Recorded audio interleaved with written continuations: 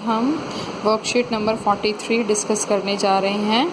लंब वृत्तीय बेलन का आयतन। बेलन कुछ इस आकृति का होता है, आपने प्रीवियस क्लास में भी डिस्कस किया था। ये आज आपको बताने जा रहा है बेलन वृत्त का क्षेत्रफल, आयतन और प्रिज्म की समझ। बेलन का आपने प्रीवियस क्लास में आपने बेलन का वक्र पृष्ठीय क्षेत्रफल, कुल पृष्ठीय क्षेत्रफल सीखा था। आज उस बेलन का आयतन सिखाने जा रहा है। ये कहता है कि बच्चों आप जानते हैं कि किसी त्रिविमीय यानी कि 3D पदार्थ की आकृति द्वारा घेरे गए स्थान की मात्रा का माप उसका आयतन यानी कि धारिता कहलाता है। बेलन एक ऐसा प्रिज्म है जिसका आधार वृत्ताकार है, इसलिए बेलन का आयतन यानी कि V इसलिए क्योंकि हम आयतन को इंग्लिश में वॉल्यूम कहते हैं, इसलिए इसका डिनोशन जो होगा वो V से होगा।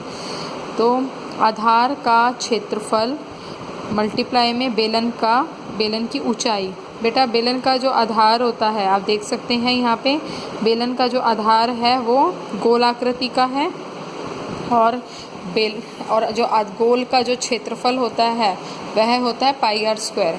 बेलन की ऊंचाई को ही कहता है h।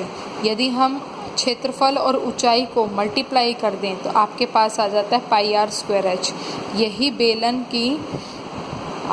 का आयतन कहलाता है। ओके, तो यही आपको यूज़ करना है इसमें। अब ये कहता है आइए बच्चों बेलन की बेहतर समझ बनाते हुए कुछ उदाहरण हल करिए। कुछ आपको एग्जाम्पल्स बताने जा रहा है। फर्स्ट एग्जाम्पल आप ग्रीन ब्लू फिगर में देख सकते हैं, ये एक बेलन आकृति है। उदाहरण नंबर 1 में कहता है एक अस्पताल के एक रोगी की प्रतिदिन 7 सेंटीमीटर व्यास वाले एक बेलनाकार कटोरे में सूप दिया जाता है। यदि यह कटोरा सूप से 4 सेंटीमीटर ऊंचाई तक भरा जाता है तो इस अस्पताल में 250 रोगियों के लिए प्रतिदिन कितना सूप तैयार किया जाता है। सबसे पहले तो स्टूडेंट्स इसमें जो दिया गया है वो लिखेंगे आप। ये कहता है बेलन का व्यास है 7 सेंटीमीटर। व्यास यदि 7 सेंटीमीटर है, व्यास को हम किससे डिनोट करते हैं? D से। ठीक है, हमें व्यास से त्रिज्या पे लाना होता है तो हम R फाइंड आउट करते हैं और R हम कैसे निकालते हैं? उसका हाफ। तो ये कितना आ जाएगा आपका 3.5 सेंटीमीटर। ओके, बेलन की त्रिज्या आ गई 3.5 सेंटीमीटर। बेलन की ऊंचाई, उस कटोरे की ऊंचाई दे रखी है 4 सेंटीमीटर। आपको बताना है कि 250 रोगियों के लिए कितना सूप तैयार किया जाएगा। सबसे पहले आप एक कटोरे का बेलन निकालेंगे, आयतन निकालेंगे। तो एक का V1 हम कैसे निकालेंगे? πr²h। पाई का मान आपको पता ही है 22/7 होता है। R का मान होता है गिवन है 3.5 का स्क्वायर और ये 4। बेटा इसको खोलेंगे आप तो आपके पास प्राप्त होएगा 22/7 मल्टीप्लाई 3.5 मल्टीप्लाई 3.5 मल्टीप्लाई बाई 4। यदि आप इस 3.5 से डेसिमल हटाते हैं तो बाई 10 आता है। अगेन इस 3.5 से डेसिमल हटाते हैं तो 10 आता है। ओके, इसको आप सॉल्व करेंगे तो 5 7 35 5 2 10 5 7 35 5 2 10 2 1 2 2 2 4 2 1 2 2 2 4। 7 से ये 7 कट हो गया, आपके पास क्या बचा? 22। ऊपर ये 7 है, नीचे और साइड में 1 है, नीचे डिनोमिनेटर में 1 × 1। इनको सॉल्व करेंगे 22 × 7 that is your 154 centimetre cube. Students आयतन में हमेशा हमारा क्यूब यूज़ होता है।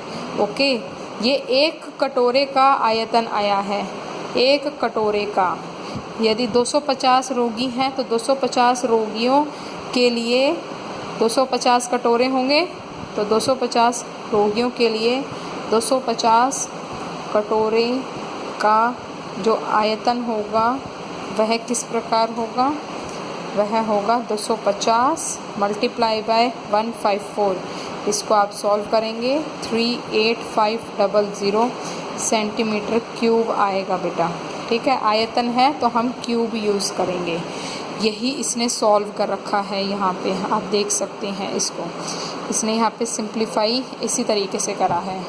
अब ये सेकंड उदाहरण कहता है शीशे की एक पेंसिल, लेड पेंसिल जिसको कहते हैं, लकड़ी के एक बेलन के अभ्यंतर से में ग्रेफाइट से बने ठोस बेलन को डालकर बनाई गई है। पेंसिल का व्यास 7 mm है और ग्रेफाइट का व्यास 1 mm है। यदि पेंसिल की लंबाई 14 सेंटीमीटर है तो लकड़ी का आयतन और ग्रेफाइट का आयतन ज्ञात कीजिए।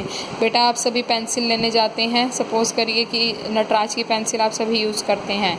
एक पेंसिल होती है जो कि प्लास्टिक की या शीशे की बनी होती है, उसमें जो होता है हम लेड डालते हैं अंदर, बच्चे सिक्का डालते हैं। तो वो कहता है कि आपको एक तो उस पेंसिल लकड़ी का जो आयतन है वो ज्ञात करना है, ठीक है। वो जो पेंसिल है वो लकड़ी की बनी हुई है, ठीक है, तो एक तो उसका आयतन ज्ञात करना है। दूसरा जो ग्रेफाइट जो निब इस लकड़ी में घुसी है उसका आयतन ज्ञात करना है। तो यहाँ पे आपको 2 आयतन ज्ञात करने हैं। कुछ इस प्रकार की होगी, ठीक है। बाहर कवर होगा, अंदर लेड होती है ग्रेफाइट की, ठीक है। तो पहले बाहर का निकालेंगे फिर अंदर का निकालेंगे, ठीक है। अब देखिए ये कैसे निकाल रखा है। यहाँ पेंसिल जो है ये कहता है, यहाँ पेंसिल एक ऐसे बेलन के रूप में है जिसमें लकड़ी का एक बाहरी त्रिज्या जिसको हम कैपिटल R से डिनोट कर रहे हैं, तो ग्रेफाइट एक आंतरिक बेलन जिसको स्मॉल r है। पेंसिल की ऊंचाई 14 सेंटीमीटर है, अर्थात h जो है 14, h को ये कह रहा है 14 सेंटीमीटर बन जाएगा। तो स्टूडेंट्स यहाँ पे हमने क्या करा, आप ये देख सकते हैं, ये तो हो गई बाहर की लकड़ी, ओके, बाहर की हो गई पेंसिल। अब इस पेंसिल के अंदर हमने जो लेड डालेंगे, जो सिक्का डालेंगे, वो भी कुछ पेंसिल के प्रकार का ही होगा, तो वो भी डेफिनेटली इसी के सर्कल के, ये सिलेंडर जैसा ही होगा, बेलन जैसा। तो बेटा जिसकी जो ऊंचाई दे रखी है, जो h है, वो है इसकी 14 सेंटीमीटर, ठीक है। और इसका जो आयतन व्यास दे रखा है पेंसिल का, जो पेंसिल का व्यास है वो है 7 mm, और जो ग्रेफाइट का जो व्यास है, व्यास ये पूरा होता है, और जो सिक्के का जो व्यास है वो है इसका 1 mm। सबसे पहले तो आप इनके जो SI यूनिट है वो एक जैसी बनाएंगे। ये mm है और यहाँ पे ये 14 जो है ये 14 सेंटीमीटर में है।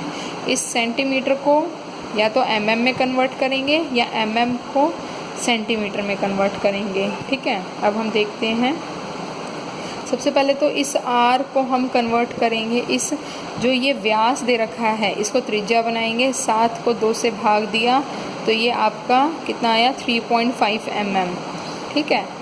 और यदि हम इस 3.5 mm को cm में कन्वर्ट करेंगे तो ये कितना बन जाएगा, 0.35 cm बन जाएगा। इसको हमें 10 से भाग देना है तो ये आपका 0.35 cm बन जाएगा।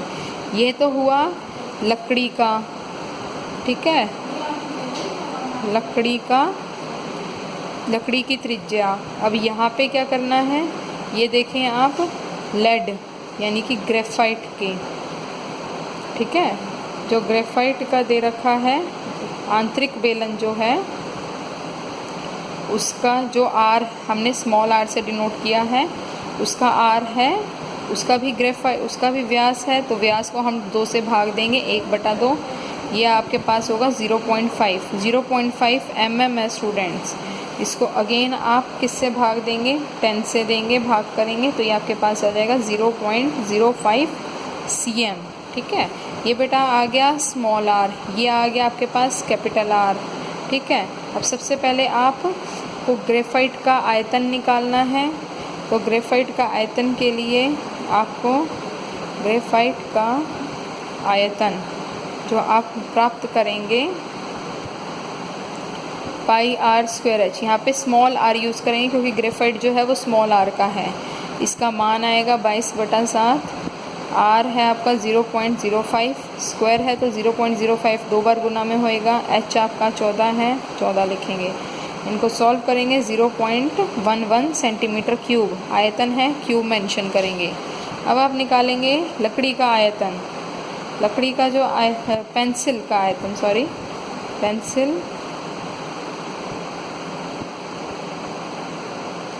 पेंसिल का आयतन के लिए आपका जो आर चलेगा वो पेंसिल किसकी है, लकड़ी की है, तो उसका जो त्रिज्या चलेगी वो कैपिटल आर चलेगी। तो उसका आयतन क्या होगा, उसका आयतन होगा pi R, capital R square H. ठीक है, पाई आपका 22/7, आर आपका यहाँ पे है 0.35। ठीक है, तो इसमें 0.35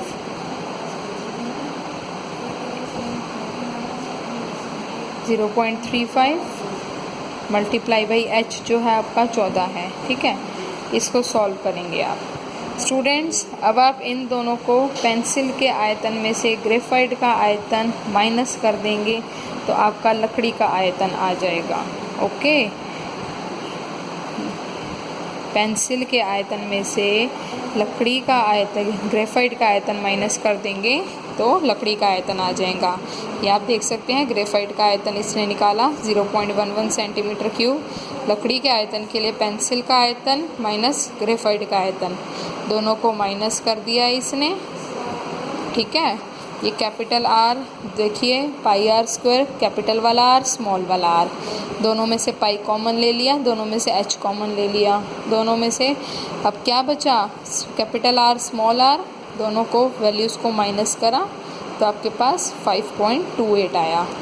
ठीक है, एक तो हुआ ये तरीका, या फिर आप ऐसे भी कर सकते हो, पेंसिल का आयतन अलग से निकाल लो, इसको सॉल्व कर लो और इसको सॉल्व करने के बाद फिर दोनों को सब्ट्रैक्ट कर दो। ठीक है, तो भी आपका आंसर आ जाएगा।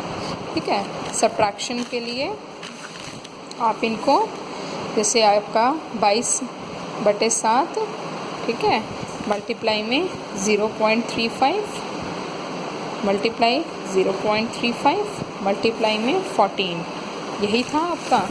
इनको सॉल्व करेंगे आप तो ये आएगा आपका बेटा, ये डेसिमल है ऊपर, ये हट जाएगा, 00 नीचे आ जाएगा, ये डेसिमल हट जाएगा, 00 नीचे आ जाएगा। तो 22/7 गुना में 35/100, फिर 35/100 गुना में 14। ठीक है, 7 दूनी 14। ठीक है, 5 सत्ते 35, 5 दूनी 20, फिर 5 सत्ते 35, फिर 5 दूनी 20, 2 एकम 2, 2 दूनी 10, फिर ये भी 2 से जा रहा है, 2 11, और फिर ये भी 2 10। ठीक है, ये आप देख सकते हैं, ऊपर आया आपका 11 गुना 7 गुना 7 गुना 1 बटे में 10 गुना 10।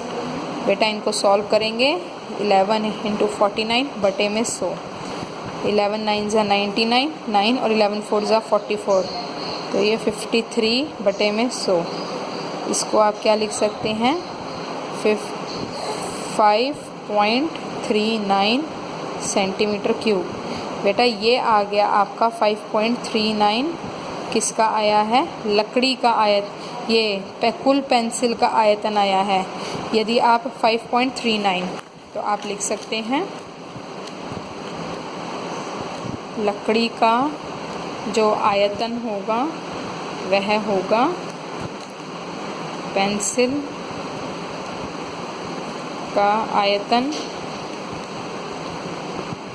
यहाँ पे कुल ज़रूर लिख लेना, कुल आयतन माइनस ग्रेफाइट का आयतन। ओके, तो पेंसिल का जो कुल आयतन है वो भी आपने प्राप्त किया, कितना आया था, 5.39। ओके, और प्रीवियस उसमें आपने ग्रेफाइट का आयतन निकाला था, ग्रेफाइट का आयतन भी आपका कितना आया था, 0.11।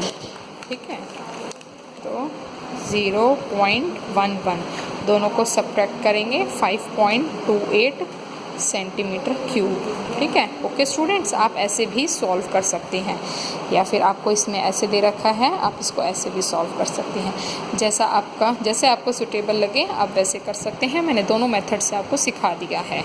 अभी आपको कुछ प्रैक्टिस के क्वेश्चंस दे रहा है। फर्स्ट क्वेश्चन में कहता है, एक सॉफ्ट ड्रिंक 2 प्रकार के पैकों में उपलब्ध है। लंबाई 5 सेंटीमीटर और चौड़ाई 4 सेंटीमीटर वाले एक आयताकार आधार का टिन का डिब्बा, जिसकी ऊंचाई 15 सेंटीमीटर यानी कि घनाभ है और व्यास जो है दूसरे पार्ट में कहता है 7 सेंटीमीटर वाले वृत्तीय और 10 सेंटीमीटर ऊंचाई वाला एक प्लास्टिक का बेलन आकार डिब्बा यानी कि बेलन का है, किस डिब्बे की धारिता अधिक है और कितनी अधिक है?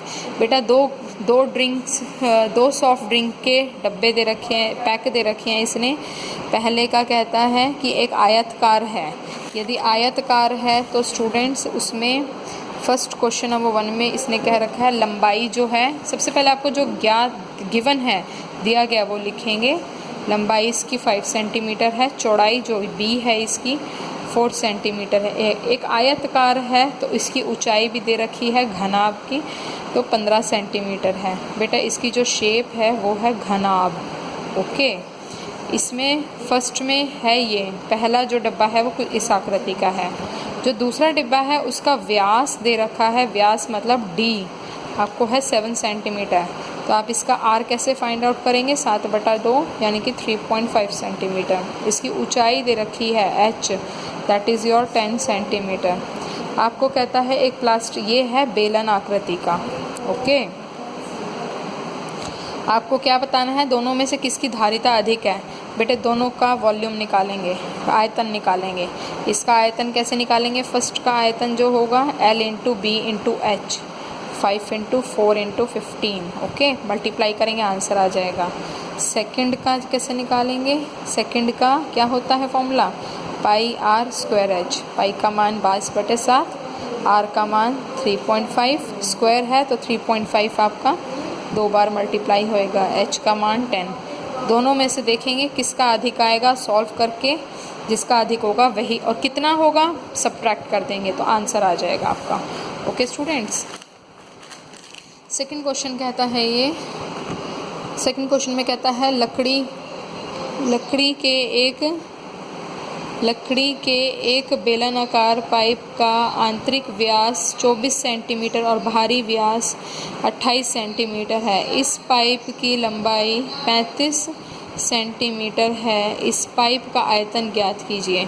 बेटा पाइप आपने देखा है, ऐसा कुछ इस आकृति का कहता है, ये बेलन आकृति का। एक पाइप के अंदर एक पाइप का आंतरिक भी है और बाहरी भी व्यास है। ओके, तो जो आंतरिक व्यास है वह है इसका, आंतरिक वाला थोड़ा सा मैं ऐसे कर लेती हूँ, ठीक है।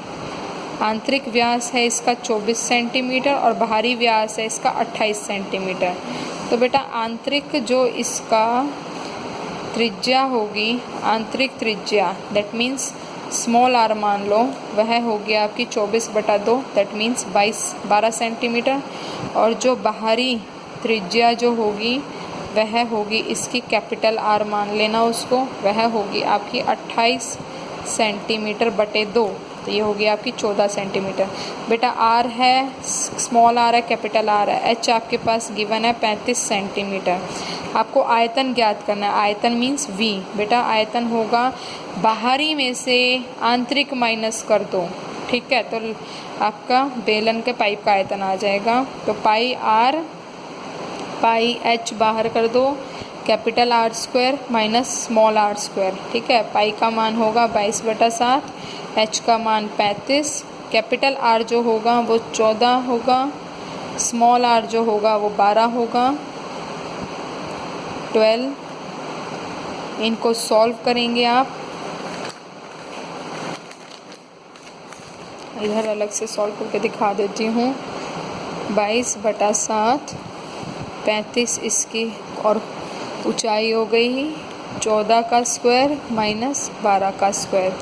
इनको सॉल्व करेंगे, ये 7 इस 35 को काट देगा 5 पे, 22 गुना 5, 14 का स्क्वायर होता है 196, 12 का स्क्वायर होता है 144, 110। इन दोनों को गुना करेंगे, इनकी वैल्यू को सॉल्व करेंगे, ब्रैकेट के अंदर वाली 2 और 5 52। इनको सॉल्व करेंगे, 110 मल्टीप्लाई 52, तो ये कितना आ जाएगा 11 2 ज़ा 22, 2 11 5 ज़ा 55 और 7 बेटा सेंटीमीटर क्यूब में आएगा आंसर। यही इसका आंसर है। ओके स्टूडेंट्स, होपफुली आप सभी को समझ आई होगी वीडियो। अब इसके संदर्भ में आपको कैब निर्देश देता है नियमित रूप से अपने हाथ धोएं, साबुन से धोएं और पानी पिएं। ये आपकी जनरल इंस्ट्रक्शंस हैं। That's it. Thank you so much.